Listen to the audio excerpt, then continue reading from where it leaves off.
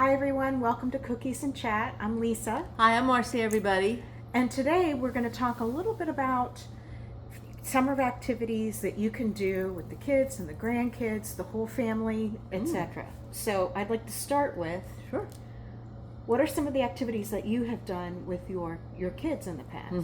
So I think, this time of year, it's really wonderful to seek out your local parks, whether they're community parks, state parks, there's so many of them.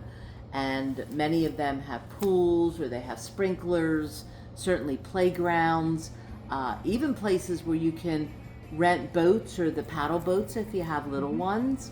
There's so many, and I think sometimes we're surprised. So I'll use the Chamonix State Park, for example, for those of you in the Philadelphia, Bensalem area. You can actually rent boats. You can rent canoes and kayaks, paddle boats, rowboats, things like that, which are very nice. Fishing. There's a lot of local lakes that are throwback fish if you don't want to do, keep it fish. Right. And which is great for kids, and you can even rent, the rods and so forth, so which is certainly great. There's a lot of wonderful, when we think of the shore, everyone has their local ones.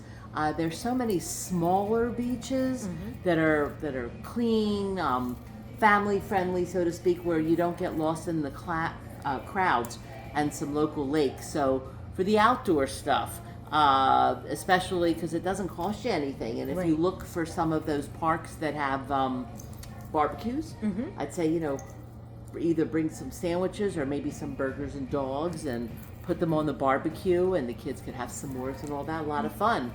For the dismal kind of days, look for the museums, the children museums, the aquarium, the art museums, the children's museums. In fact, on Sundays, most art museums are free in the morning. Right. So wonderful for the kids, and always have kids' activities.